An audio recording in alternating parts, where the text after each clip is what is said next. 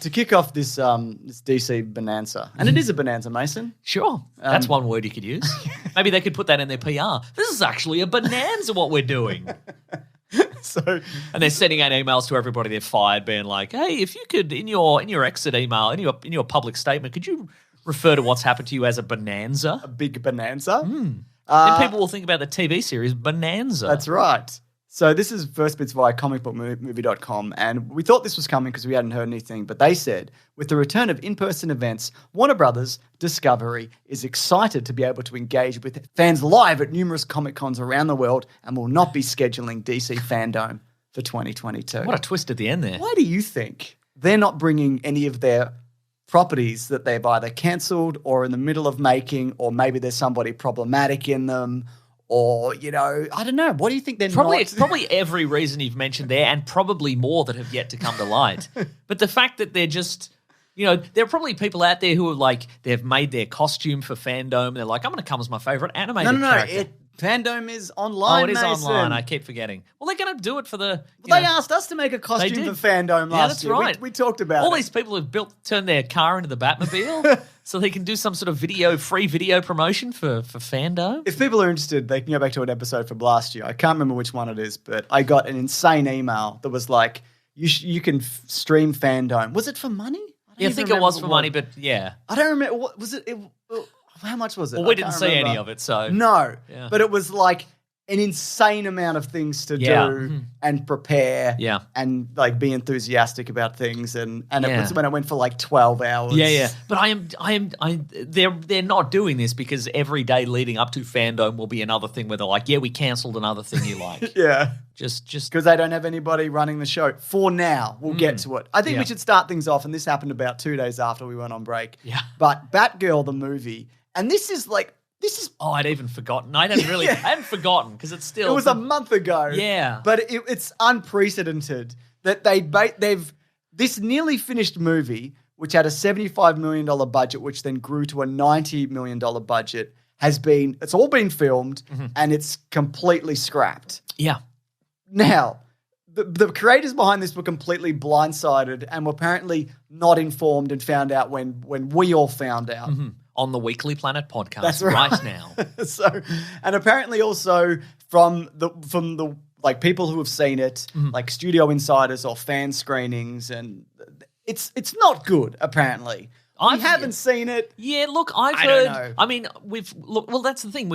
I've heard mixed things. I mean, what I think has been heard it likened to a CW pilot. Yeah, but what I think one of the reasons that I sort of appreciate we took a month off is every part of this has had time to evolve. Yeah. We've seen different, this whole situation, the merger and all this sort of stuff. We've seen a bunch of different situations here, like, slowly transform over a period of days and things like that. But I've seen any number of responses to this. The one you said, like, it's a CW show. Yeah. I saw one that said it has roughly the same, like, audience response score as Black Adam. That's the other thing. But they're going ahead with Black Adam, but they're not going ahead with this. So for people who don't know, Warner Brothers was acquired by Discovery. Yep. Yum, yum, yum. This is our famous segment, one big company buys another big company. Yum, yum, yum. And the head of Warner Brothers Discovery, David Zaslav. I think we're mispronouncing that, but that's what we're going with. His job is apparently to... Well, like Victor Zaz. Oh, very good, like the murdery man. There. His job was... Yes.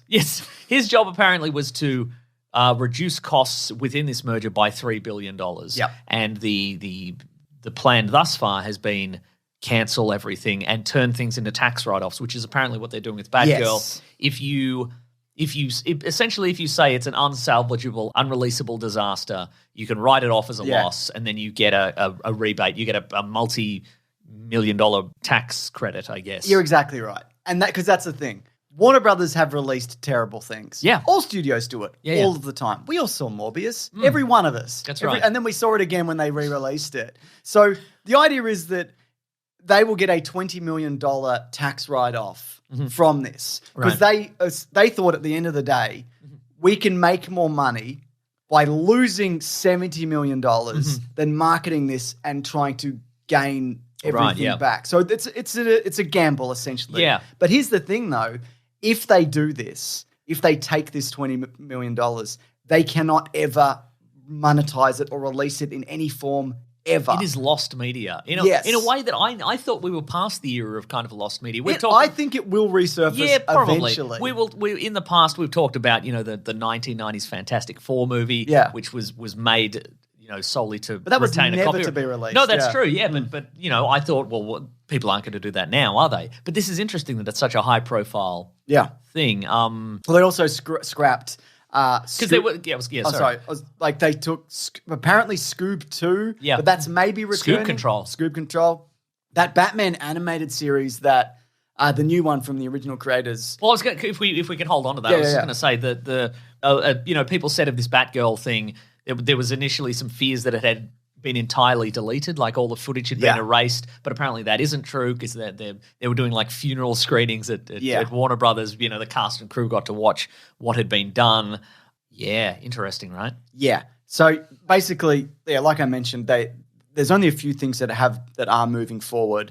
One of them is the stuff that is finished, obviously. Yep. Joker 2 has been greenlit.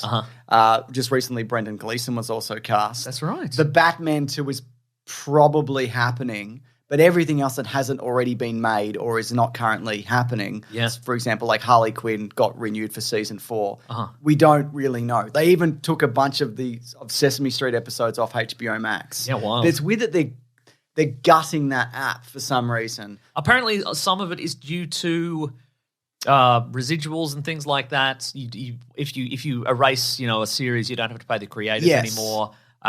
We've talked about this before, how they'll reboot stuff on Netflix. Did we talk about this here? Maybe. How they reboot stuff on Netflix so then we certainly talked about it off air, but yeah. Yeah. So if it's like, if it's what example did we use? It was some like detective show. It was like, Was it Bosch or something? Yeah, it was Bosch. Bosch got renamed Bosch Origins. He's a cop on the edge. The origins of Bosch's butler. That's right. Because apparently when you do that, and then then it was the same, exactly the same cast and essentially the same thing, except they don't have to pay like full residuals and benefits and full probably health insurance. Yeah, right? Exactly. I'm just thinking about the paperwork, and that sounds like a nightmare to have to pay people for their work. Well, I had a thought about the paperwork, not that paperwork, but different paperwork. But I was just going to say, what's interesting about erasing Batgirl is that I've got a tweet here from someone at The Quiver about DC. I screenshot it at the time because I thought this was interesting. The Quiver like Green Arrow? Yes. Flash was originally releasing before Aquaman 2, so they added a Michael Keaton cameo in Aquaman 2. Then Aquaman 2 was releasing first, and the cameo confused test audiences, so they changed it for Ben Affleck. Yeah. Now Aquaman 2 releases after Flash again, and none of it makes any sense. And of course, the Keaton cameo in Batgirl is now gone as well. Maybe. I mean, if the movie's gone, then the movie's definitely gone. Yeah. You're absolutely right. Yeah.